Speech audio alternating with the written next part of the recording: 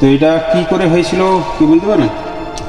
খুবই খারাপ লাগছে, পুরো পেটটা ফুলে গেছে।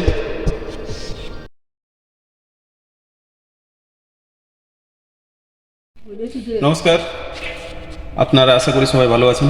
আর গ্রীষ্ম শেষ হয়ে গেছে, বর্ষার শুরু হয়েছে, আর বিভিন্ন রকম কীট পতঙ্গ আর সরীসৃপের আনাগোনা লেগেই আছে। তো চলুন, আজকে একটা দুঃখদ সংবাদ পেয়েছি, আর সেই সংবাদে আমি ছুটে এসেছি গ্রামের মধ্যে। তো বাড়ির মধ্যে একটি গবাদি পশুর কী অবস্থা হয়েছে দেখে নিন।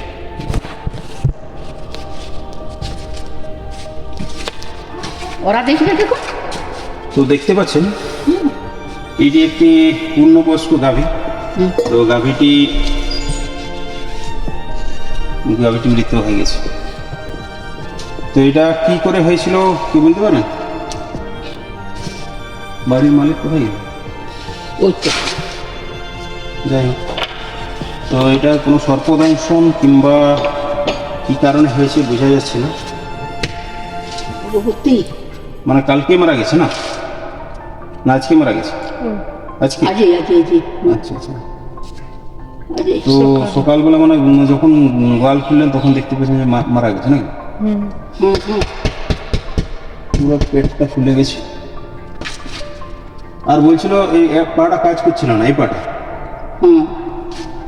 ওই পাটা কাজ করছিল না, মানে এর নিশ্চয়ই কোনো এখানে আঘাত লেগেছে বা কোনো কিছু। কিন্তু এই জায়গাটা একটা খুব সুন্দর একটা মানে একটা অসম্ভব রকমের আওয়াজ করছে ভিতরটাতে, বালির মতো বজবজ বজবজ যেটা বলে, সেই জিনিসটা এইখানটাতে পুরো এই জায়গাটাতে মনে হচ্ছে। এটা কোনো রোগ হতে পারে কিংবা কোনো ধরনের সংক্রমণ হতে পারে, যার কারণে এই জায়গাটাতে পুরো এই জায়গাটা কিন্তু অসাড় হয়ে গেছে, পুরো এই জায়গাটা। তো যারা গবাদি পশু পালন করছেন কিংবা যারা ট্রিটমেন্ট করছেন, তারা অবশ্যই এই জিনিসটা একটু লক্ষ্য করবেন। বর্তমান এই সময়টাতে ঠিক বর্ষার আগমন ঢুকছে, সেই সময়টাতে গবাদি পশুর এই ধরনের কোনো একটা ভাইরাসজনিত রোগ হোক কিংবা তাদের অন্তর মানে ভিতরের কোনো রোগ হোক, যেটা ছড়াচ্ছে ধীরে ধীরে। আর যেহেতু পূর্ণবয়স্ক গাভী, তো পূর্ণবয়স্ক গাভীটি এই দুদিনের মাথায় মৃত্যু হয়ে গেছে অলরেডি। তো এই গৌমাতাটিকে দেখে খুবই খারাপ লাগছে, পুরো পেটটা ফুলে গেছে। আর এই জায়গাটাতে কিন্তু পুরোপুরি ফুলে গেছে এই জায়গাটা। আর নিচের অংশটা যেটা আছে, নিচের অংশটাও পুরো একটা খুব নরম হয়ে গেছে, মাংসপেশিগুলো পুরো নরম হয়ে গেছে। আর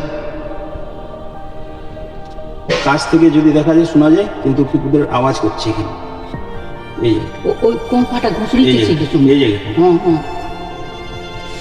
তো যাই হোক, এটা সঠিকভাবে বোঝা যাচ্ছে না, কিন্তু যারা পশু চিকিৎসক তারা এই জিনিসটা খুব ভালোভাবে বুঝতে পারবেন, এবং এটাকে যদি পরবর্তী সময়ে আরও ভালো ধরনের এটা নিয়ে কোনো এটা একটা প্রচারের দরকার আছে যারা গো পালন করেন, যাতে করে এই ধরনের ক্ষতি যারা কৃষক বন্ধু রয়েছেন, বর্ষা শুরু হয়েছে, চাষের রোগটা না ছড়ায়। এটা রোগ হতে পারে কিংবা স্নেক বাইট হতে পারে, স্নেক বাইট নয় যতটা সম্ভব, এটা একটা সংক্রমণ হয়েছে এই জায়গাটাতে, পুরো এই জায়গাটাতে বুকের পুরো অংশটাতে, নিচের অংশ পর্যন্ত পুরো অংশটাতে নরম হয়ে গেছে মাংসপেশিগুলো। আর একটা খুব ধরনের আওয়াজ করছে, বজবজ বজবজ। তো রোগটা যাই হোক, আপনারা কমেন্ট বক্সে অবশ্যই জানান এটা কি ধরনের রোগ হতে পারে, এবং এই ধরনের রোগটা যাতে না ছড়ায় তার ব্যবস্থা করুন। আর আগামী দিনে এই ধরনের গোমাতা পশুকে যাতে আমরা রক্ষা করতে পারি, এই নিয়ে ছিল আজকের ভিডিও। আপনারা সম্পূর্ণ ভিডিওটা দেখার জন্য আপনাদের অসংখ্য ধন্যবাদ। এতক্ষণ আপনারা ছিলেন স্নেক সেবা স্বয়ম্ভু ইউটিউব চ্যানেলে। আর ভিডিওটি যদি ভালো লাগে অবশ্যই চ্যানেলটিকে সাবস্ক্রাইব করুন আর ভিডিওতে লাইক করুন।